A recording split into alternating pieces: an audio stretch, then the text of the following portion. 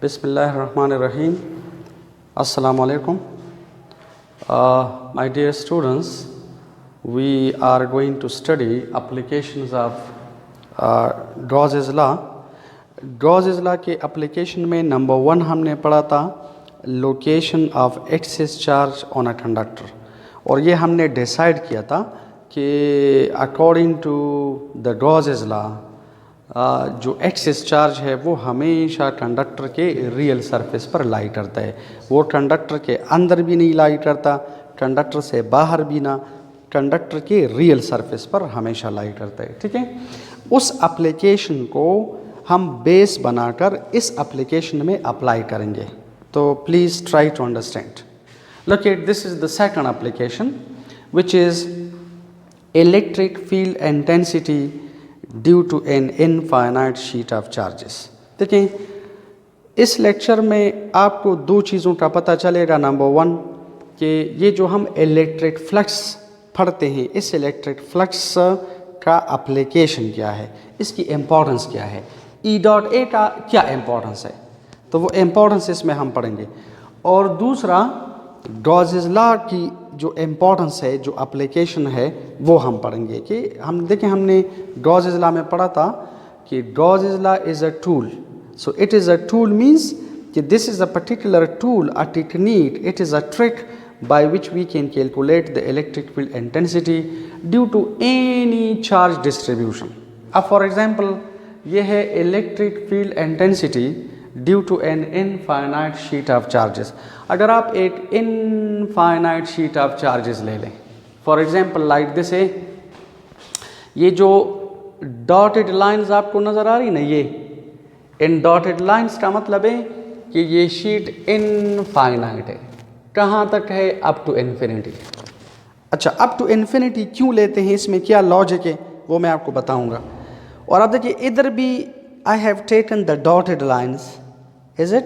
So these dots basically represent कि जो sheet है वो अप टू इन्फिनिटी तक है। ठीक है, ये इनफाइनाइट शीट ऑफ चार्जेस है। और अब देखिए, charges are embedded, charges are scattered, ठीक है, upon this sheet uniformly, and all these charges are in electrostatic equilibrium. Means we have to study these charges under static conditions. Under static condition का मतलब है कि no external battery वगैरह is attached. This is under static condition. So charges are uniformly distributed, या they are scattered, या they are embedded upon the sheet. Now look at sheet के कितने faces होते हैं? 2। लुक एट, फॉर एग्जाम्पल ये हमारे पास sheet है, तो आप गौर से देखिए, शीट का एक फेस ये है और दूसरा जो फेस है वो ये है। ठीक है, एक ये फेस है और एक ये फेस है, और चार्जेस आर स्केटर्ड, देखिए, अपॉन दीज 2 सरफेसेस। ठीक है, अब गौर से देखें, अगर आपसे कोई पूछे कि calculate the electric field intensity at this point और at this point, तो आपको पता है the Gauss's law is applicable to a closed surface.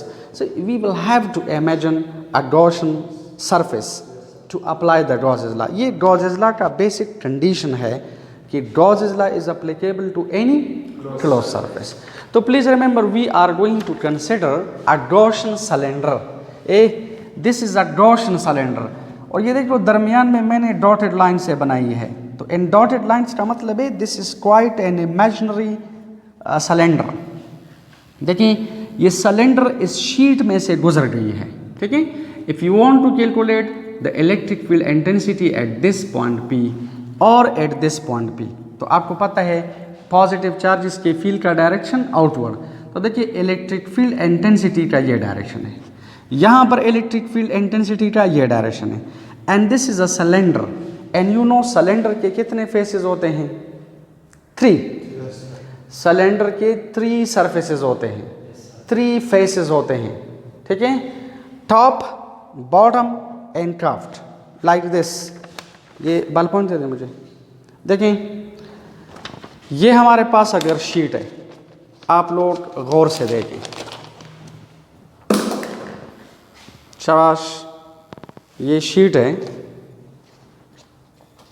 And इस शीट के अंदर से मैंने 8 सिलेंडर गुजारा, आ रहे नज़र, ठीक है, ये सिलेंडर। अब गौर से देखें ये शीट है, इस शीट का एक फेस ये है, तो देखिए पॉजिटिव चार्जेस के फील्ड का डायरेक्शन आउटवर्ड, यहाँ पर आप देखिए आउटवर्ड।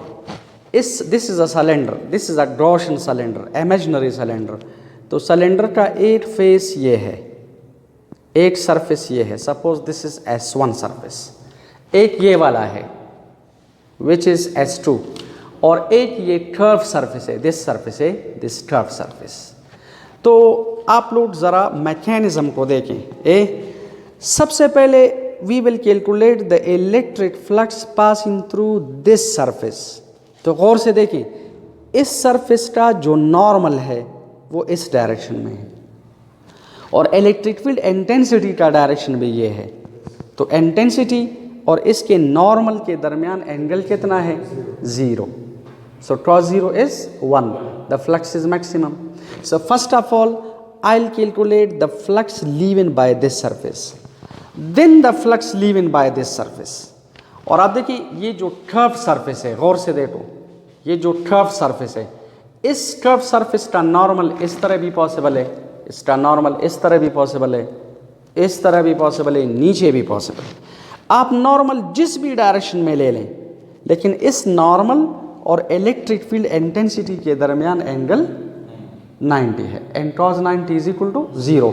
इसी वजह से ये कर्व सरफेस फ्लक्स को कंट्रीब्यूट नहीं करता। तो गौर से सुने, first of all I will calculate the electric flux due to surface number 1, then electric flux due to surface number 2, electric flux due to surface S3 या नंबर 3। इन तीनों को I will add up, I will get the total flux according to the definition, and then I will apply the Gauss's law. दोनों को compare करूंगा, so I will get the electric field intensity due to an infinite sheet of charges. तो Gauss's law is a technique, it is a tool by which we can determine the electric flux due to an infinite sheet of charges. याद रखिए, infinite sheet of charges को हम coulomb law apply नहीं कर सकते, Coulomb law सिर्फ stated point charges को applicable है। तो दोबारा ज़रा देखें, सबसे पहले I will calculate the electric flux through this surface, then this surface, then curve surface. इन तीनों को I will add up, I will get the total flux by definition, and then I will apply the Gauss's law. दोनों को compare करेंगे, we will get intensity. So this very simple mechanism, okay. तो let us सी। अब आप लोग देखें, ये है सरफेस S1, सरफेस S2, और ये जो कर्व सरफेस है दिस इज सरफेस S3। तो सबसे पहले number 1 we are going to calculate the electric flux passing through surface S1। तो देखिए S1 सरफेस का जो नॉर्मल है और जो E है दे आर पैरेलल, या ये जो वेक्टर एरिया है और E है they are parallel, so the angle between them is 0, cos 0 is 1, the flux is maximum. So we can say like this. ये मैं क्या अप्लाई कर रहा हूँ? डेफिनेशन ऑफ फ्लक्स, फार्मूला देखिए, electric flux due to surface S1 is E dot A, which could be written as this is EA cos theta. What is the angle between E and A here? 0. तो अब देखिए the angle is 0, and cos 0 is 1, तो बस मैं direct लिखता हूँ this is EA. This is the electric flux due to surface S1. Now calculating the electric flux due to surface S2. Electric flux due to surface S2, या passing through surface S2।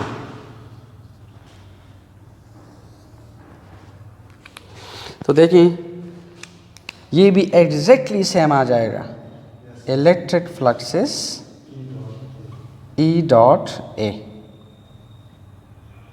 इधर नजर आ रहे, तो अब देखें, this is E A into cos theta. What is the angle? 0. So electric flux due to surface S2 आ जाएगा. This is 0. Cos 0 is 1. So the electric flux is EA, and this is equation number 2. Now the electric flux due to surface S3, क्योंकि a cylinder is bounded by 3 surfaces, okay? Upper, bottom and curved. So this is number 3, electric flux passing through surface S3.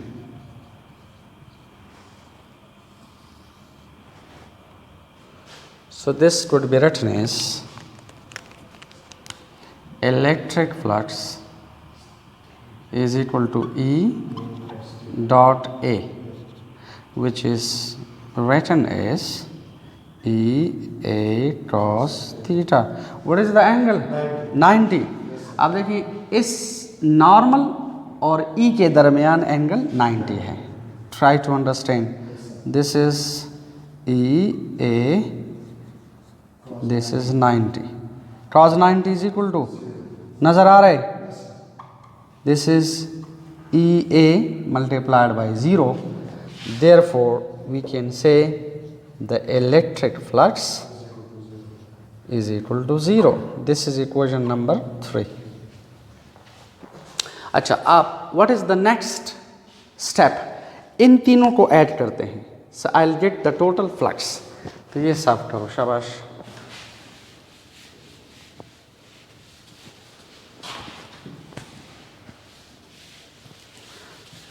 Total flux calculate करते हैं, ठीक है. So total flux आ जाएगा, flux number 1, flux number 2 और flux number 3. This is let equation number 4. आप ऐसा करें, put equation number 1, 2 and 3 in equation number 4.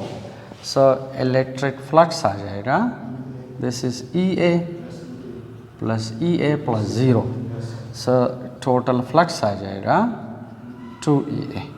This is the total flux according to the definition. गौर से देखें, अभी तक हमने गॉसेस लॉ अप्लाई किया है ना. ये साफ करो, ये वाला, शाबाश. एक फिगर तो ख्याल करो.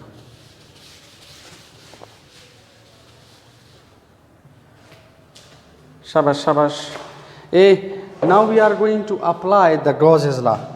तो आप लोग लिखिए applying Gauss's law. Now look at the importance of the Gauss's law. Applying Gauss's law. So what is Gauss's law? Gauss's law is electric flux is Q divided by epsilon naught. This is let equation number 6. याद रखें, यहाँ पर we are going to apply a terminology which is called surface charge density, which is represented by sigma. इस sigma का मतलब है surface charge density. surface charge density का मतलब है charge per unit area. असल चीज़ ना एरिया है ना चार्ज है, असल चीज़ सरफेस चार्ज डेंसिटी है. सरफेस चार्ज डेंसिटी का मतलब है charge per unit area. Volume charge density का मतलब है चार्ज पर यूनिट वॉल्यूम.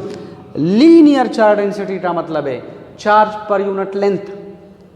देखें, इसका ये मतलब है, लोकेट, हमारे पास अगर ये शीट है, आ रहे नज़र, ये शीट है. If you see charges are embedded like this.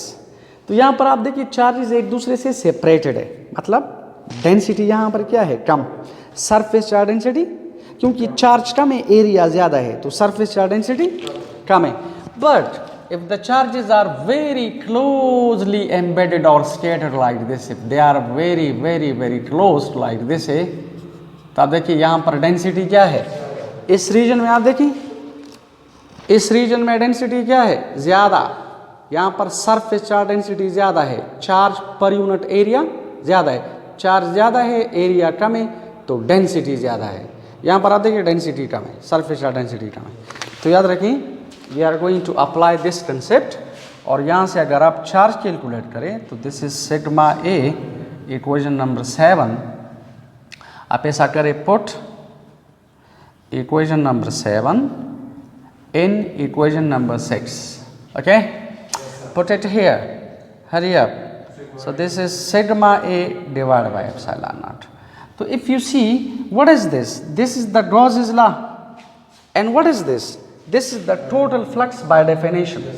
अब आप लोग definition by definition जो फ्लक्स है उसकी इम्पोर्टेंस भी देखो और जो Gauss's law है उसकी इम्पोर्टेंस भी देखो। This is the total flux by definition. This is the total flux according to the Gauss's law. तो आप ऐसा करें, इक्वेशन नंबर 5 और इक्वेशन नंबर 8 को कंपेयर करो। अगर आप कंपेयर करें तो what will happen, we will get the intensity due to an infinite sheet of charges. Look it, आप कंपेयर करें तो 2EA is equal to sigma A divided by epsilon naught. Look it, ये area के साथ cancel, मजे करो ये area इस एरिया के साथ कैंसिल। इसका मतलब है फॉरगेट अबाउट द एरिया। ये शीट फाइनाइट है या इनफाइनाइट है, डजंट मैटर। इसी वजह से गॉस ने इसे इनफाइनाइट लिया ताकि इस लॉ की जो इम्पोर्टेंस है वो और भी सिग्निफाई हो जाए, ये और भी इसको और भी वो मिल जाए, ठीक है। इसी वजह से एरिया पर डिपेंड नहीं करता। आप फाइनाइट शीट लेते हैं, इनफाइनाइट शीट लेते हैं, doesn't matter. Therefore the Gauss's law is applicable to an infinite sheet of charges where the Coulomb law fails, is it. तो आप देखिए इससे आ जाएगा 2E is equal to sigma divide by epsilon naught. It means E is equal to sigma divided by 2 epsilon naught. This is the magnitude of electric field intensity due to an infinite sheet of charges, जो सिर्फ sigma पर depend करती है। अगर surface charge density ज़्यादा है तो intensity ज़्यादा, सरफेस चार्ज डेंसिटी कम है इंटेंसिटी कम। So we can say this is the magnitude of the electric field intensity due to an infinite sheet of charges. अगर आप इसे वेक्टर फॉर्म में लिखें, वेक्टोरियल फॉर्म में लिखें तो गौर से देखो ये इंटेंसिटी किसके डायरेक्शन में है, नॉर्मल के डायरेक्शन में। आप लोग देखिए ये इंटेंसिटी किसके डायरेक्शन में है, नॉर्मल। गौर से देखें, देखिए इंटेंसिटी E और ये नॉर्मल दे आर पैरेलल, तो ये इंटेंसिटी असल में नॉर्मल के डायरेक्शन में है, is it. E and N are parallel, they are tangential, they are parallel. So therefore we can say the intensity is written as sigma divided by 2 epsilon naught into n. This is a vector, तो इस vector का ये magnitude है, this is magnitude, और आप देखिए this is direction. So this is the vectorial form of the electric field intensity due to an infinite sheet of charges. जिस तरह आप लोगों ने फर्स्ट ईयर में पढ़ा था कि if this is a vector, ठीक है, तो इस वेक्टर का एक मैग्नीट्यूड है एक direction.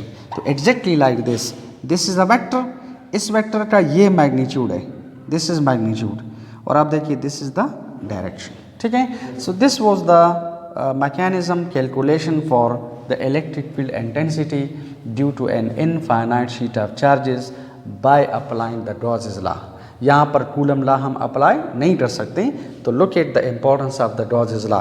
It means Gauss's law एक ब्रॉड कंसेप्ट है और coulomb law is a limiting case of the Gauss's law. Thank you very much.